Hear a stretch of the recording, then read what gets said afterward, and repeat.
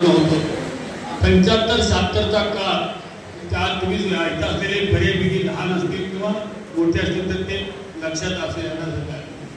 तो काळामध्ये मी रात्री सायकलनं कामिनीला जा, बोरगावला जा, तिथं आमच्या जो कार्यकर्ता जवळच्या तिच्या बोरगाव संघात A.L. कुलकर्णी म्हणून केस आपण आठवत असतील, A.L. कुलकर्णीला भेटणं असेल, B.D. चांदेकरला भेटणं असेल, असं त्या काळात आम्ही करत असतो.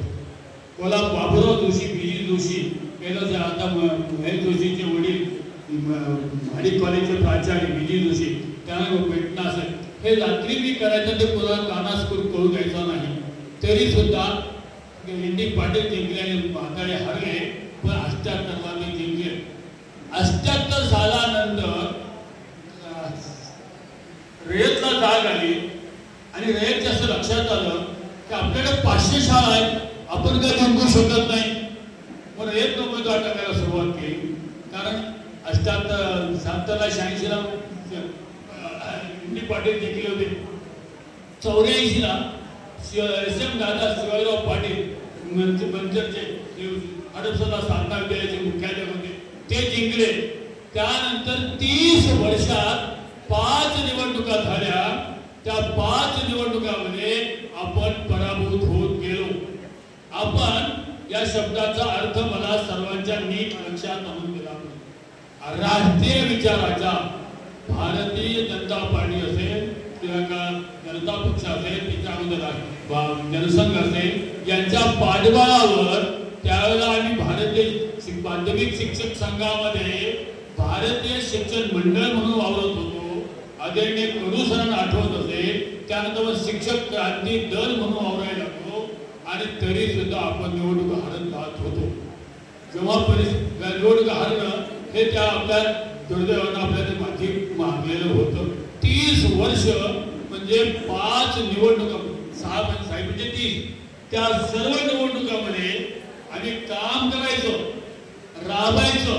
परीक्षेचा आम्हाला उमेदवार द्यायचा, आमच्या राष्ट्रीय द्यायचा आणि तो पराभूत व्हायचा. पण एक जमेची बाजू होती, तो कधीही डिपॉझिट गमावलेलं नव्हतं. म्हणजे 84ला आम्ही हारलो, जयराम गंगाधर फगरे हरले, पण आमची थोड्या मतानं हरले. 90ला आमचे श्रीकांत विला पाटील हरले, गुलाब म्हणजे ते सुद्धा थोड्या मतानं हरले. 96ला श्रीकांत गजानन प्रभुरे वारला विचारवाला मित्र हरले, पण थोड्या मतानं हरले. 2002ला मी लढलो, थोड्या मतानं हरलो. जे आपा त्याचे पूर्ण साक्षीदार पूर्ण त्याचे पूर्ण घोडके होते. 2002चे हे अक्षर मी आज आणि हरल्यानंतर पण तरी सुद्धा थोड्या मतानं हरलो होतो. आणि दोन्हीची घट कमी करत करत 2002ला लक्षात आणि आपण 2008ची निवडणूक काढू शकू. पण माझं त्याला 54 वर्ष होतं, मी रिटायर होणार होतो. 2006ला रिटायर झाल्या माणसाला तिकीट कुठलं मिळते, त्यामुळे मला 2000 तिकीट मिळेल आणि मी पुन्हा आमदार होईल हे मनातही घेतलेलं नव्हतं. विचार सुद्धा ठेवलेला नव्हता. विचार मनामध्ये अभंग सर घटत होता. विनांतांच्या शाळांचा लढा. तिथं असलेले बरीच मंडळी, अमितजी विनांच्या शाळेतले शिक्षक आज कमी संख्येने ठिकाणात ट्रेनिंग वगैरे सगळे आहे. पण विनांतांचे प्रश्न रत्नागिरी आणि चंद्रकांत मांडले, काय अवस्था धाकता वगैरे हे विनांतांच्या शाळा. आणि तो लढा 2002 पासून 2008 प्रचंड ताकदीने लढून 3500 शाळा अनुदाना मांडल्या.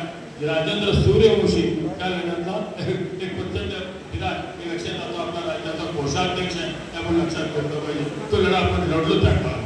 आणि म्हणून 2002ला हरलेला, 2006ला रिटायर झालेला लक्ष्मणराव 2008 तिकीट मिळालेले आमदारी झालो. त्याचं कारण काम माणसाला वाचवतं. मी सगळ्या कार्यकर्त्याला काम